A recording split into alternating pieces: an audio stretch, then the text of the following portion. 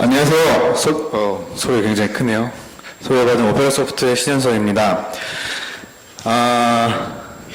앞에는 내용은 잘 들으셨죠? 뭐 약간 겹치는 거가 있기는 한데, 저는 이제 HTML5 중에서도 마크업 언어 측면으로서 HTML5에서 뭐가 바뀌었고, 어떤 게 우리한테 이제 유용한 것들을 줄 수 있을지를 중점적으로 말씀을 드리겠습니다. 일단 먼저 말씀드리고 싶은 게 HTML5는 아직은 초안이에요. 지금 6월 24일 버전이 최종 초안으로 나와 있고 아직 아직 그 제작을 하고 있는 단계거든요. 근데 이제 뭐 초창기 때만 하더라도 이제 요소나 뭐 속성 이런 것들이 앞으로 어떻게 바뀔지가 몰랐기 때문에 그냥 훑어보는 정도로만 끝내고 말았었는데 저도 지금은 이제 이 초안이 거의 마무리 단계에 와 있어요. 그래서 그 HTML5 스펙 문서들을 보면은 각 세션별로 얘는 거의 마무리가 라스트 콜 단계다. 그리고 어떤 애들은 요 밑에 있는 프로그레스 태그처럼 라스트 콜 단계이긴 한데 어떤 이슈가 하나 있어가지고 얘는 지금 약간 펜딩 되어 있는 상태다. 뭐 이런 설명들이 다 있거든요. 그래서 이렇게 지금 단계에서는 아직은 초안이지만 스펙을 충분히 훑어보고 또 브라우저 개발사들에서도 이제 열심히 개발을 하고 있기 때문에 지금 단계에서 이제 스펙을 검토를 해보고 어떤 것들이 바뀌었는지를 알아보기 시작해야 될 단계인 것 같아요. 이 프로그레스 태그 같은 경우도 이제 저 이슈를 딱 누르고 들어가 보면은 이 프로그레스 태그가 뭐 어떻게 만들어졌는데 지금 문제가 어떻고 앞으로 어떻게 하고 싶다 뭐 이런 이슈들이 또 있거든요. 그래서 그런 이슈들도 보면은 이 스펙을 만드는 데 있어서 이제 스펙을 만들 때 뭘 중요시하게 여기고 있고 어떤 것들을 이 사람들이 초점을 맞춰 스펙이라는 걸 만들고 있구나. 그런 것들을 이제 좀 옆에서 볼 수 있는 그런 좋은 기회가 될 수도 있어요. 프로그레스 태그 같은 경우도 이제 접근성 측면이라든가 또 기계적인 접근에 약간 문제가 있는 게 아닌가 하는 뭐 이런 논의들이 진행되고 있거든요.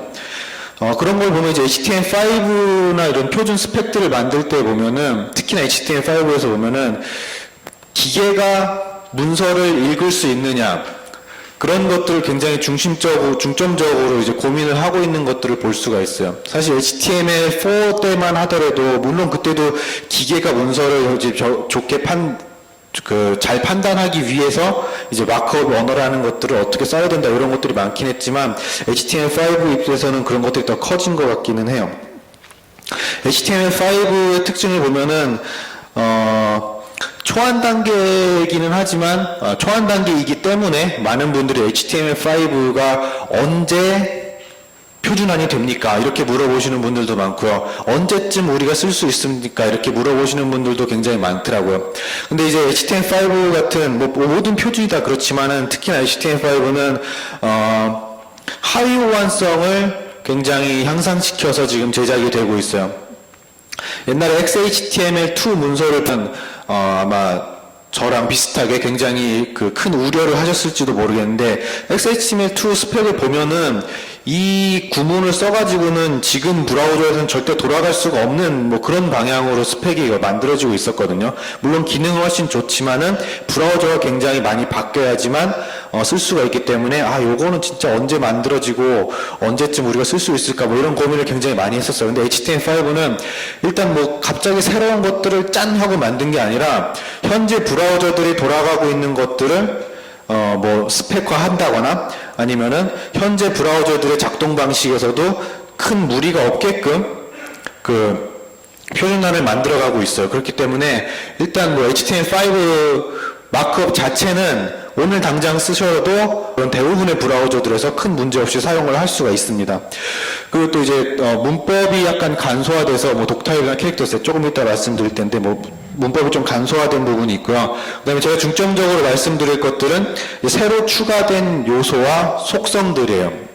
HTML4에서는 없었지만은 또는 HTML4에 있었지만은 HTML5에 와가지고 추가됐거나 새로 개선된 것들 이런 것들이 어떤 것들이 있으면 어떨 때 유용하게 사용될 수 있을 것인지가 제가 이제 말씀드릴 주요한 내용입니다. 제일 먼저 이제 HTML5 콘텐츠 모델이라고 하는 게 새로 만들어졌어요. HTML4에서는 그 태그의 뭐 속성, 태그의 특성이라고 해야 되나요? 뭐 디스플레이 속성이라고 해야 되나? 보통 인라인이나 인라인이나 블락 거의 이 두 가지 정도로만 거의 모든 태그가 분류가 됐었는데 HTML5 같은 경우에서는 이런 것들 아주 뭐 헤딩을 하는 역할이면 헤딩을 하는 애, 섹션을 하는 애면은 섹션을 하는 애 이렇게 다 구분을 해놨어요. 그래서 저 왼쪽 아래쪽에 보면은 메타데이터라고 하는 부분들이 있는데 이 메타데이터는 보통 이제 HTML 헤드 엘리먼트 안에 들어가는 화면에 출력은 안 되는 문서에 이제 출력되는 문서에 출력되지 않는 그 문서의 정보만을 가지고 있는 그런 요소들만 이렇게 메타데이터라고 모아놨거든요. HTML4에도 있었지만은 이런 것들을 좀 더 명확하게 구분을 해서 콘텐츠 모델이라는 거를 새로 만들었다라는 게 하나 있고요. 그다음에 문법들이 많이 간소화됐어요. 뭐 앞 시간에 잠깐 나왔지만 HTML 4.01이나 뭐 XHTML 1.0, 1.1 같은 경우는 독타입이 굉장히 길고 사실 저거를 외워서 뭐 작성을 한다거나 뭐 이런 것들은 거의 뭐 힘든 그런 상황이었는데 HTML5 DTD는 아래에 있는 것처럼 굉장히 간소화가 됐습니다. 이것도 갑자기 HTML5 DTD를 이렇게 만든 게 아니라 HTML5 DTD를 만들긴 해야 되는데 어쨌든 가장 최신 표준으로서 브라우저들이 작동을 해야 되잖아요. 그런 DTD를 찾다 보니까 저 DTD를 쓰면은 지금 있는 브라우저들이 가장 최신 렌더링 모드를 쓰게끔 제작이 되어 있는 거예요. 그래서 이제 저 DTD를 선택하게 된 것도 하나의 이유다라고 얘기를 하고 있더라고요. 그 다음에 캐릭터 셋 설정 같은 경우도 HTML 헤드 엘리먼트에서 메타 태그로 이렇게 컨텐트 타입이랑 캐릭터 셋을 이렇게 명시를 해줬잖아요. 이것도 굉장히 축약돼 가지고 밑에처럼 메타 캐릭터 셋은 UTF-8 이렇게 아주 간단하게 표현을 할 수 있게 되었습니다. DTD 같은 경우는 HTML5 DTD가 하나 정해져 있지만 이 캐릭터 셋 선언 같은 경우에는 위에 있거나 아래 거나 둘 중에 어떤 걸 써도 다 HTML5에서 해석이 잘 되는 문법이에요.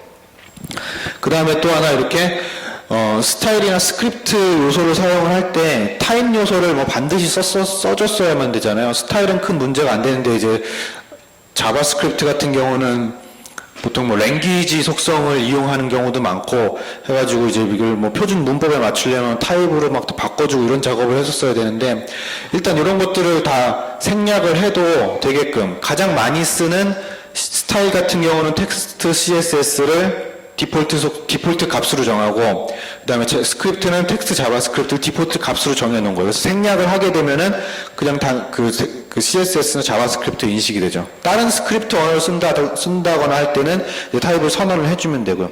이렇게 뭐 중요하다면 중요할 수 있고 이제 별로 안 중요하다면 안 중요할 수도 있겠지만은 어쨌든 문법을 최대한 간소화하고 이제 좀 사용하기 편하게끔 그렇게 HTML5 문법이 많이 변경이 됐습니다.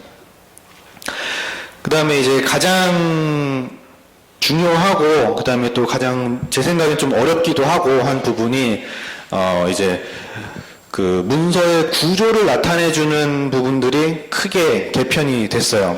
사실 기존 같은 경우에는 기존 HTML4 같은 경우에는 그때도 이제 문서의 섹션이라든가 구조 같은 걸 표현을 할 수가 있었잖아요. 이제 그 제네릭 일반적인 이제 그룹핑하는 요소들로 div나 스팬 요소를 사용을 하고 그 다음에 id나 클래스 속성을 이용을 해가지고 그 문서의 어떤 섹셔닝이라든가 구조화를 나타낼 수 있다라고 해서 그 방법을 많이 사용을 했는데 이제 그러다 보니까는 그래도 지원하는 태그도 많이 적고 그러다 보니까 이제 div 태그를 굉장히 많이 사용을 하게 되는 그런 뭐 병폐라면 병폐할 수 있는 현상이 많이 발생이 됐어요.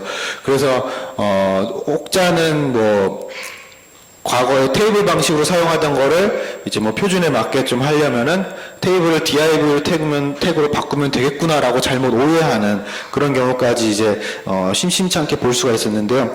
그런 것들을 좀 개선을 시켜가지고 문서의 구조를 명확하게 나타내주는 요소들이 굉장히 많이 추가가 됐어요. 가장 대표적인 게 이제 섹션 같은 경우는 말 그대로 문서의 한 구분 한 영역을 표시를 해주는 거예요. 요거 어떤 그 통일된 주제에 따라서. 그러니까 하나의 섹션은 하나의 통일된 주제를 가지고 있고 보통은 이제 그 주제를 나타내는 헤딩 태그 그 H1부터 H6 태그까지를 하나씩 사용을 하고 있고 그렇게 이제 섹션을 표현을 할 수 있게 되어 있습니다.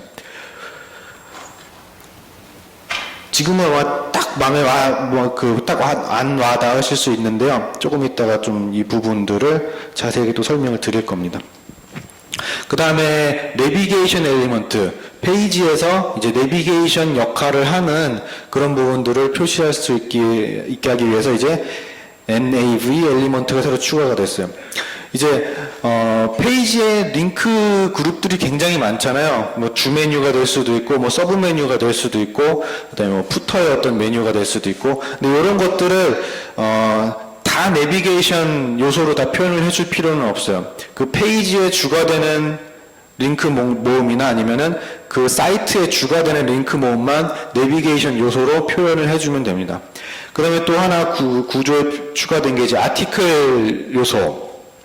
이 아티클 요소는 태그 이름에서 말하는 거랑 똑같이 이제 하나의 독립적인 글을 나타낼 때 아티클 요소를 사용을 해요. 가장 대표적으로는 이제 블로그의 포스트 하나라든가 아니면은 뭐 뉴스 사이트에 뉴스 글 하나라든가 이런 것들을 이제 아티클 태그로 표현을 해주면은 이제 기계가 접근을 할 때에도 얘는 독립적인 글이구나 하고 다른 데에 재활용할 수 있게끔 그렇게 인식을 할 수가 있게 되겠죠. 그 다음에 이제 어사이드 엘리먼트도 하나 추가됐는데 이거는 이제 페이지의 주 내용과 직접적인 관련이 없는 내용을 이제 어사이드로 표시를 할 수가 있어요. 페이지와 직접적으로 관련이 없는, 예를 들어서 블로그 같은 경우라고 한다 그러면은 블로그 글 말고 뭐 최근 댓글이라든가 뭐 최근 올라온 글이라든가 뭐 이런 섹션들을 이제 블로그 옆에다가 이렇게 표시를 해 놓잖아요. 이제 그런 부분들이 어사이드가 될 수 있는 거예요. 이제 사이트 뭐 홍보 사이트 같은 경우도 이제 뭐 퀵 메뉴 영역이라든가 아니면은 뭐 서브 메뉴 밑에 있는 어떤 배너 영역이라든가 이런 것들은 본문과는 크게 상관이 없는 내용들이잖아요. 이제 그런 것들을 이제 어사이드로 표현을 할 수가 있습니다. 그 다음 또 구조를 나타내는 요소로 이제 헤더와 푸터 요소가 있어요. 헤더 푸터는 이제 아마 많이들 사용하시니까 태그 이름만 봐가지고 어느 정도 딱 이해를 하실 수는 있을 것 같아요. 헤더는 이제 그 섹션에 말 그대로 뭐라 그래야 되나? 헤더라는 표현 말고 다른 좋은 게 뭐가 있는지 잘 모르겠는데, 어쨌든 섹션의 소개나 아니면 뭐 내비게이션 관련된 요소들이 있으면은 그런 것들을 묶어주는 그 역할을 해주고요. 그 다음에 푸터는 그 섹션의 어떤 마무리할 수 있는 정보, 언제 아티클 섹션 같은 경우는 글이 언제 작성됐다던가 누가 작성을 했다던가 뭐 이런 부가각 정보들을 푸터로 사용을 할 수가 있습니다. 근데 한 가지 주의해야 될 게 앞에 말에 나왔던 섹션, 아티클, 내비게이션, 그다음에 어사이드 이런 애들은 다 문서 구조상 독립적인 섹션을 생성을 해주는 요소들이에요. 근데 이 헤더와 푸터는 독립적인 섹션을 생성을 해주지는 않아요. 그 섹션 안에 있는 콘텐츠들이 각각 어떤 역할을 하고 있는가를 표시를 해주는 그런 요소들이에요. 그 다음에 또 구조를 표현을 해주는 것 중에 어떻게 보면 가장 중요한 걸 수가 있죠. 헤딩 그룹하고 이제 HTML4에도 있었던 H1부터 H6까지의 요 헤딩 엘리먼트들. 이제 뭐 얘네들은 어쨌든 그 다 섹션의 그 제목을 나타내 주는 건데, 보통 이제 섹션이 하나가 열리면 가장 윗부분에 있는 헤딩 요소가 있을 거잖아요. 그 헤딩 요소가 이제 그 섹션의 전체적인 그 제목이라고 표시를 할 수가 있고요. 그다음에 HTML4에서는 이제 그 헤딩의 그 단계가 순차적이었어야 되잖아요. 그래서 H2 다음에는 H3가 나와야지 하나 건너뛰어서 H4가 나오면 안 된다. 이렇게 스펙에 명시가 되어 있는데 HTML5에서는 실제적으로 그 구분이 크게 이렇게 순차적인 그 중요도가 크게 없어졌어요. 어떻게 보면 H1 다음에 H6가 나와도 합리적인 구조다라고 얘기를 할 수가 있어요. 물론 순서대로 만들어주는 게 훨씬 좋긴 하겠지만은 그렇게 사용한다고 해서 크게 잘못된 것은 아니다라고 하는 부분이 크게 바뀐 부분이라고 볼 수가 있어요. 근데 H그룹 같은 경우는 조금 이따가 상세한 예를 함께 보여드리면서 설명을 드리겠습니다. 이렇게 섹션이나 뭐 각 섹션을 나타내주는 태그들이 굉장히 많을 수가 있는데요. 이렇게 몇 가지 예를 보고서 조금 이해를 도와보도록 하겠습니다. 뭐 여기 제가 뭐 보여드리는 것들은 그냥 한 가지 예일 뿐이지 이런 구성을 가지고 있는 그 사이트라고 또는 페이지라고 해서 반드시 이렇게 구조를 가지고 있을 필요는 없어요. 어떻게 보면은 정답은 아니고 그냥 하나의 예시다라고 그 이해를 해주셨으면 좋을 것 같아요. 그래서 뭐 이런 거 같은 경우는 어떤 웹사이트의 뭐 메인이라든가 뭐 서브 메인 페이지 같은 경우가 될 수가 있겠죠. 이 헤더 부분에 로고나 보통 내비게이션 같은 것들이 들어가잖아요. 그래서 그런 것들을 이 전체 이 바디 태그도 하나의 섹션이거든요. 그래서 그 바디 태그 전체 문서죠. 전체 문서의 헤더 정보다. 그다음에 푸터 쪽에도 이제 뭐 일반 사이트에서 사용하는 푸터와 같은 그런 정보를 쓸 때 이제 푸터 요소를 사용을 할 수가 있고요. 그다음에 요거는 뭐 예를 들어서 뭐 비주얼 요소 같은 게 있다. 사실 그 비주얼 요소는 어떤 그 하나의 주제를 가지고 있는 콘텐츠 섹션이라고 보기가 힘들기 때문에 이런 경우에는 어떻게 보면 섹션 태그를 쓰는 것보다는 div 태그를 쓰는 걸 더 적절할 수가 있어요. 그다음에 그 부가적인 정보 같은 경우는 어사이드를 사용을 하고 그다음에 각각 뭐 여러 가지 뭐 글들을 뽑아오는 경우들이 있잖아요. 그런 경우 이렇게 섹션 태그를 써주고요. 그리고 한 가지 좀 주의해야 될 게 섹션 태그들이 생겼다고 해서 div 태그를 모두 섹션으로 다 옮겨줄 필요는 없어요. div도 div 태그가 가지고 있는 일반적인 그룹핑하는 요소로서의 의미가 분명히 있는 거거든요. 그래서 보통 이런 레이아웃을 작성을 할 때 예전 같으면 이 전체를 하나의 div로 감싸잖아요. 근데 그럴 때 HTML5에서 그렇다고 해서 그 div를 섹션으로 바꿔줄 필요는 전혀 없다는 거예요. 콘텐츠가 하나의 일관된 주제를 가지고 있을 때 그거를 섹션으로 표시를 해줄 수가 있고 이렇게 레이아웃 작성을 위해서는 이제 이 일반적인 그룹핑 할 수 있는 div 요소로 얘네들을 이제 그룹핑 해주거나 뭐 이렇게 사용을 할 수가 있습니다. 그 다음에 요거는 이제 이런 사이트의 서브 페이지에 들어가게 되면은 이제 헤더랑 푸터는 동일할 테고 그다음에 보통 여기 주 메뉴가 들어가고 옆에 이제 서브 섹션 메뉴가 들어가잖아요. 이런 것들은 이제 내부 요소로 표현을 해주고 그 다음에 뭐 배너 같은 게 있으면 어사이드, 윙 배너가 여기 있으면 여기도 뭐 어사이드를 표현을 할 수가 있고 그 다음에 이 페이지 같은 경우는 보통 서브 페이지는 한 페이지가 하나의 단일화된 주제를 가지고 있잖아요. 이런 것 같은 경우는 아티클 태그, 아티클 요소를 이용을 해서 이제 콘텐츠 영역을 표현을 해줄 수가 있고 뭐 이렇게 일반적으로 사이트들을 구성을 할 수가 있을 것 같아요. 그 다음에 이런 거 같은 경우는 지금 아티클과 섹션이 어떻게 다를 수가 있는가를 간단하게 도식화해 본 건데요. 일단 이 아티클 같은 경우는 하나의 주제가 되는 글을 가지고 있잖아요.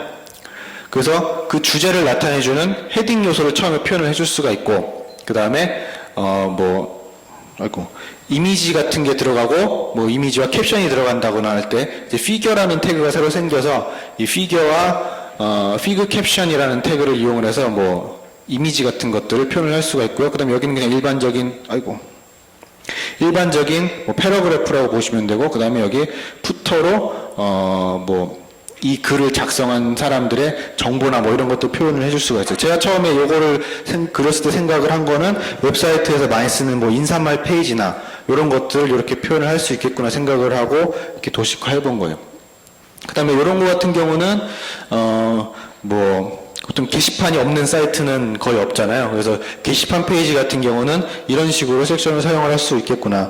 게시판 리스트는 사실 아티클은 아니에요.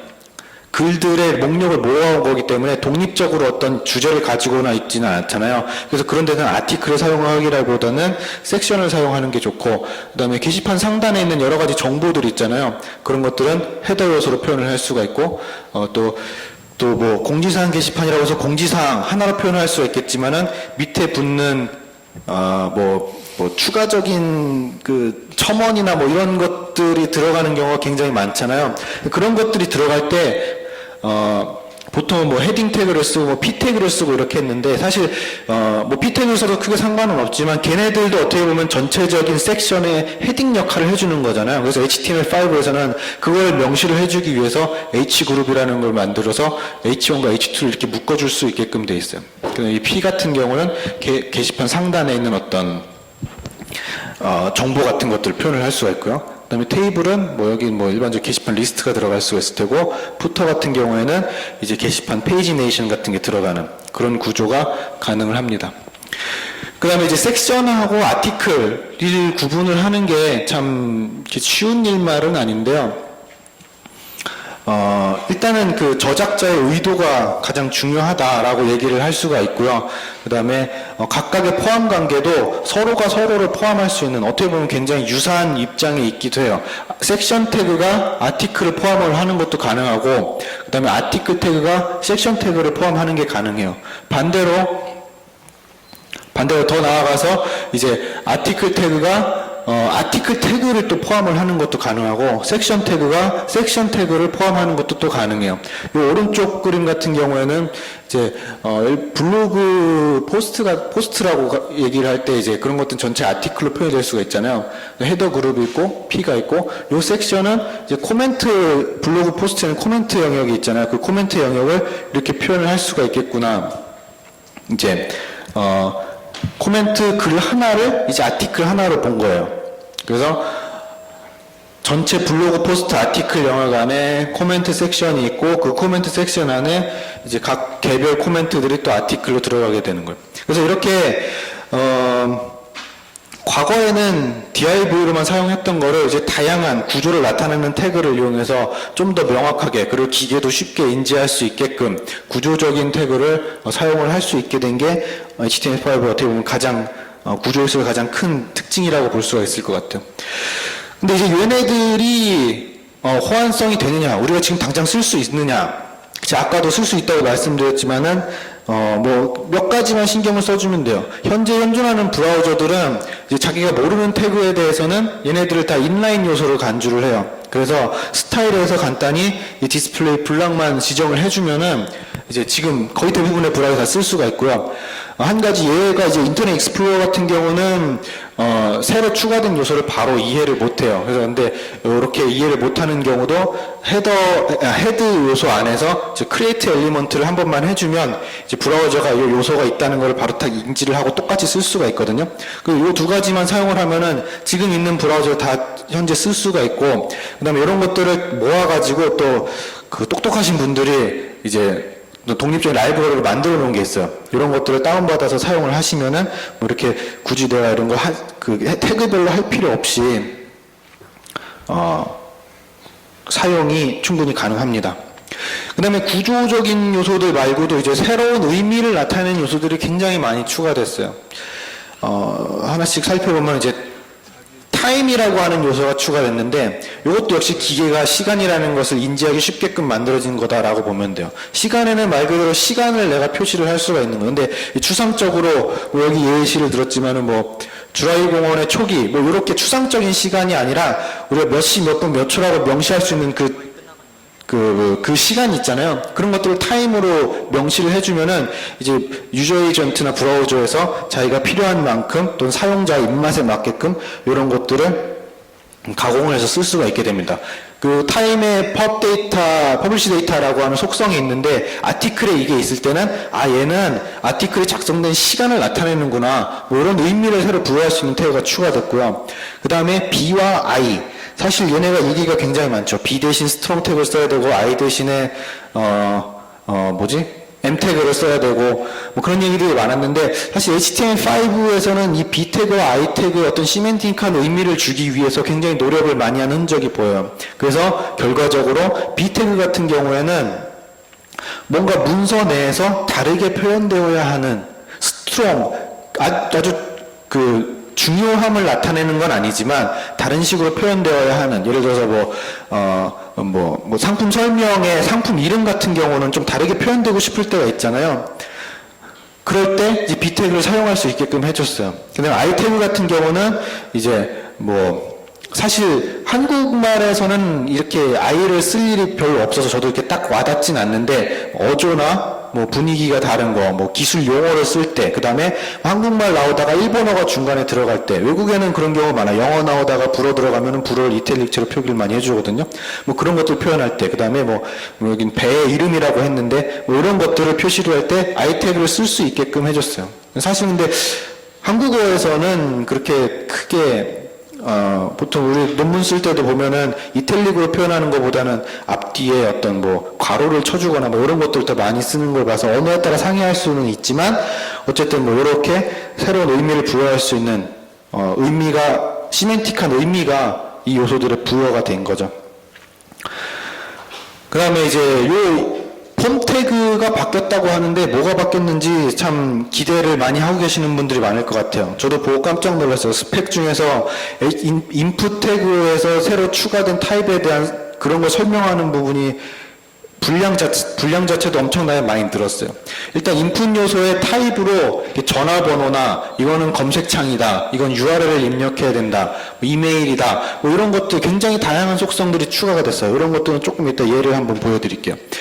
그리고 새로 추가된 속성들이 있는데 그 중에 굉장히 유용하게 쓸 수가 있는 게 오토 포커스 속성이 생겼습니다. 페이지가 로드되면은 우리는 보통 윈도우 온로드에다가 요소에다가 이제 포커스를 주잖아요. 그걸 이제 HTML로 할 수 있게 됐고요.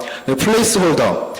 로그인 창이 있을 때 아이디 비밀번호를 인풋 박스 안에 넣어놓고 클릭하면 사라지게 하고 뭐 이런 기능들 있잖아요. 그 기능을 해주는 게 플레이스 홀더예요. 그러니까 어떤 내용이 입력되어야 할지 힌트를 표시를 해주는 거죠. 그것도 이제 HTML로 할 수 있게 됐고, 그 다음에 required 속성, 필수 입력, 폼 밸리데이션 얘기 많이 하잖아요. 이름을 넣어주세요. 뭐 비밀번호를 넣어주세요. 그런 것들도 이제 브라우저에서 자체적으로 제공을 하기 시작을 했습니다. 리카이드 속성을 사용을 해서요. 그 다음에 on from input이라는 속성이 또 추가가 됐어요. 이거는 인풋이나 텍스트 에러에 값 입력하면은 뭐 100자까지만 입력할 수 있고 뭐 이런 거 있잖아요. 그런 걸 직접 체크를 하기 위해서 몽키 프레스나 뭐 이런 이벤트를 써가지고 작업을 했었는데 이제 이런 이벤트가 추가가 됐어요. on from input. 뭔가 값이 입력이 되면은 저 이벤트가 발생을 해요. 그래서 이런 것들을 굉장히 쉽게 처리를 할 수 있게끔 인풋 태그가 상당히 많은 발전을 가져왔습니다. 예시를 잠깐 보여드리면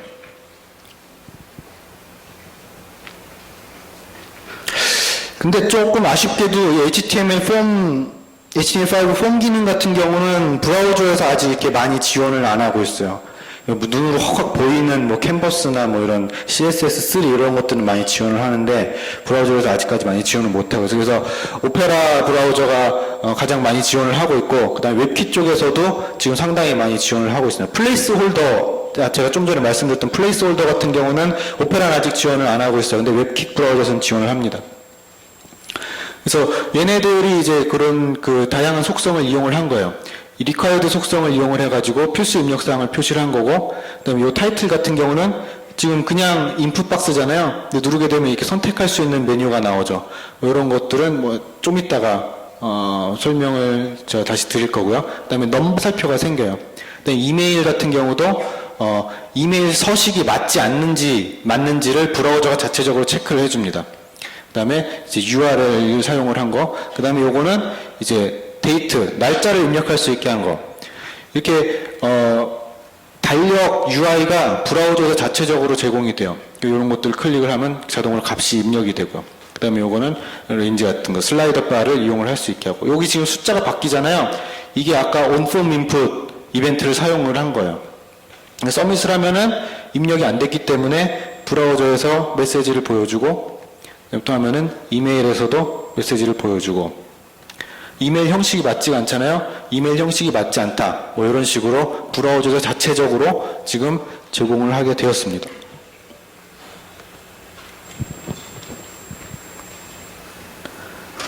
예시를 보여드린 거고요. 그 다음에 이제 사용자와 상호작용을 하는 요소들이 또 몇 가지가 추가가 됐어요. 프로그레스 요소. 요거는 이제 말 그대로 현재 진행 상황을 보여주는 요소예요. 뭐 설치 중입니다라든가 뭐 이렇게 그렇게 뭐 100%라든가 뭐 어떤 일의 진행 상황을 보여주어야 할 때에 이제 프로그레스 요소를 사용을 할 수가 있어요. 그 다음에 프로그레스랑 비슷하게 매터라는 요소가 또 추가가 됐는데요. 이 매터도 프로그레스도 일의 진척 상 정도를 보여주는 거고, 매터도 어떤 수량이나 분량의 정도를 보여주는 거예요. 근데 이제 프로그레스는 좀 현재 상황을 보여주게 동적으로 변경되는 값이고, 매터 같은 경우는 정도를 나눠주는 거기 때문에 좀 스태틱한 경우라고 볼 수가 있어요. 그래서 요거 같은 경우가 이제 브라우저에서 구현한, 매터를 구현한 예시라고 볼 수가 있습니다. 밸류를 0.55 정도로 하고, 뭐 중간 정도의 활발하다를 나타내 줬을 때, 이제 매터 태그를 사용을 하면은 브라우저가 이런 거를 이렇게 사용을 할 수가 있는 거죠. 이 화면에는 알아보기 쉬운 UI로 표현이 되는 거고, 그 다음에 HTML 태그 속에서도 의미가 이제 적절한 요소로 들어가게 되는 거고요. 그 다음에 아까 전에 인풋 눌렀을 때 밑에 리스트 펼쳐지던 거 있잖아요. 그게 바로 이 데이터 리스트라는 요소를 사용을 한 거예요. 이 데이터 리스트를 사용하면은 셀렉트 옵션과 비슷하게 미리 정의된 옵션 그룹들을 이렇게 지정을 해서 인풋 태그에다가 리스트에 마이 리스트라고 지정이 되어 있잖아요. 데이터 리스트에 아이디 태그가 맞춰주면은 얘가 클릭이 되었다거나 할 때 미리 정의되어 있던 이 값들을 사용자가 사용을 할 수 있게끔 상호작용할 수 있는 요소가 추가됐어요. 그 다음에 디테일과 서머리 요소. 예제로 말씀드리면 간단할 것 같아요. 여기 이제 name and extension이라는 부분을 누르면 이런 게 나오고, 또 한 번 누르면 감춰지고, 이런 거 굉장히 많이 쓰잖아요. 이런 것도 이제 HTML5에서 브라우저 자체적으로 제공을 하게 됐어요. 이제 디테일이라는 요소와 서머리라는 요소를 사용을 하면, 서머리는 이제 화면에 보이는 애들이고요. 그 다음에 이 안에 포함되어 있는 애들이 이제 이렇게 사용자와 인터랙션을 통해서 정보를 보여주고 빼고 할 수 있게끔 고안이 된 그런 요소입니다. 그 다음에 또 코맨드 엘리먼트라고 하는 것도 추가가 됐어요. 이것도 이제 상호작용을 하는 거기는 한데, 여기 나와 있는 예제는 쉽게 설명을 해서 텍스트 편집기 있잖아요. 위직 에디터라고 하는 거. 그거에 왼쪽 정렬, 중앙 정렬, 오른쪽 정렬 이런 것들을 구현을 할 때 이렇게 하나의 메뉴와 커맨드 요소를 마크업을 해가지고 기능을 거기다 부여를 할 수 있게끔 이렇게 상호작용 요소들이 추가가 됐습니다. 그 다음에 사실 이렇게 의미나 폼 요소보다는 지금 시장에서 많이 화제되고 있는 것들이 멀티미디어 요소들이죠. 웹 시장에 엄청 큰 또는 두 개 이상의 기업들이 서로 버즈를 많이 만들어내고 있어서 많이 화제가 되고 있긴 있는데요. 간단히 보면은 인베드 요소 같은 경우가 이제 HTML4에서는 오브젝트 태그로 다 대체가 됐는데, HTML5에서는 이 태그가 다시 부활이 됐어요. 이미 워낙 많이 사용되고 있고 호환성도 워낙 좋기 때문에 이제 이런 것들을 아예 표준화를 시켜버려서 사용을 할 수 있게끔 만들어버린 예가 되는 거죠. 그 다음에 비디오와 오디오 요소. 자세한 API 관련된 얘기는 오늘 이따가 세션에서 나올 거고요. 이제 마크업적인 관점에서만 보면은 이제 비디오 태그, 이게 새로 추가된 태그잖아요. 이런 것들을 제 전화 아닙니다. 소스 태그를 지금 보시면 똑같은 소스를 두 개를 표현을 한 거를 보실 수가 있어요. 오그 파일하고 mp4 파일하고. 이렇게 하면은 브라우저가 알아서 사용자 컴퓨터에 깔려있는 코덱을 인지를 해서 오그 코덱을 쓸 수 있는지 아니면 mp4 코덱을 쓸 수 있는지 판단을 해서 적절한 것들을 불러주게 됩니다. 그리고 이 안에 있는 것들을 대체 콘텐츠로 이렇게 표현을 할 수 있게끔 되어 있고요. 비디오나 오디오 같은 경우는 새로 멀티미디어 요소 중에 새로 추가된 요소, 그리고 이제 뭐라 그래야 되나, 일반적인 텍스트 콘텐츠가 아니기 때문에 대체 콘텐츠 같은 것들을 좀 신경 써서 제공을 해줘야 돼요. 이런 것도 접근성에 있어서 굉장히 중요하기도 하고요. 그래서 이제 저렇게 소스 코드를 나열하는 방식으로 대체 기능을 집어넣을 수 있게끔 표준화가 되어 있습니다. 그 다음에 캔버스 요소. 캔버스 요소는 이제 비트맵 이미지에 대한 표현과 그것들을 제어할 수 있는 API들로 되어 있는데요. 물론 이것도 API는 아마 이따가 세션에서 나올 것이고, 마크업 측면에서 보면은, 캔버스 엘리먼트도 마찬가지로 어떻게 보면은 멀티미디어 요소와 같이 항상 모든 환경에서 제어할 수 있는 그런 요소는 아니거든요. 그래서 캔버스 요소는 진짜 말 그대로 그 비트맵 콘텐츠 같은 그런 콘텐츠를 표현할 때만 써야 되지, 다른 요소가 있음에도 불구하고 HTML5에 그걸 대체가 아니라 HTML5에 그 콘텐츠를 표현할 수 있는 더 좋은 요소가 있음에도 불구하고 캔버스 요소를 사용하면 안 된다라고 정확히 스펙에 명시가 되어 있어요. 헤딩 태그 요소를 헤딩을 써야 되는 곳에다가 캔버스 태그를 쓰면 안 된다는 얘기죠. 그 다음에 캔버스 요소 같은 경우는 요게 저는 약간 좀 의외였는데, 캔버스 요소를 사용을 할 때 캔버스 요소를 사용할 수 없는 브라우저들을 위해서 대체 콘텐츠를 반드시 제공해야만 한다, 머스트라고 표준 스펙에 이미 명시를 해놨더라고요. 보통 이제 스펙들을 보면은 대체 콘텐츠를 반드시 제공해야 된다라고 말하는 경우는 그렇게 많지는 않고, HTML5 스펙 안에서 보면은 이제 대체 콘텐츠를 제공할 수 있다, 뭐 비디오 같은 경우도 대체 기능을 제공할 수 있다라고 표현이 되어 있는데, 이 캔버스 같은 경우는 반드시 제공해야 된다라고 이렇게 명시를 해서 저도 좀 의외이기는 했습니다. 어쨌든 이런 멀티미디어 관련된 요소들도 폴백을 충분히 잘 제공을 해서 브라우저들 하이 호환성과 함께 접근성을 다 유지할 수 있게끔 그렇게 표준이 제작이 되어 있어요. 여기까지가 이제 크게 바뀌었던 내용이고, 약간 주관적인 게 있긴 있어요. 제가 보고서 요건 좀 많이 바뀐 것 같다, 이런 요소들만 많이 포함을 했고요. 실제적으로 여기 있는 내용이나 그 다음에 이제 오늘 끝나고 여러분들이 HTML5 실전 HTML5 가이드인가 그거를 받아가실 때 이제 마크업 섹션 부분들은 요 맨 밑에 있는 HTML4와 HTML5의 차이점, 거의 이 문서를 토대로 해서 제가 이제 작성을 하고 이 PT자를 만든 거예요. 근데 이것 말고도 지금 HTML5 메인 스펙이 있지만, 뭐 좀 전 시간에도 나왔다시피 굉장히 다른 관련된 스펙들, 특히 웹 개발자들에게 도움이 될 만한 스펙들을 공격적으로 만들어내고 있어요. 웹 저작자를 위한 스펙이 있고, 마크업 랭귀지라는 게 어떤 마크업 언어를 좀 중심적으로 이렇게 따로 간추려낸 스펙이 있고, 저 마크업 랭귀지 페이지 들어가면 각 태그별로 주의해야 될 것, 안에 들어갈 수 있는 컨텐츠가 뭐고, 뭐 포함할 수 있는 컨텐츠가 뭐고, 포함할 수 있는 다른 요소, 뭐 이런 것들이 굉장히 상세하게 다 기록이 되어 있어요.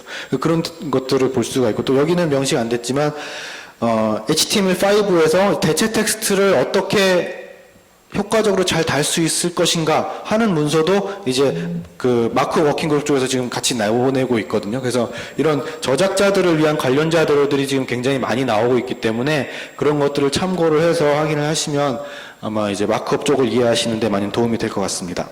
예, 감사합니다.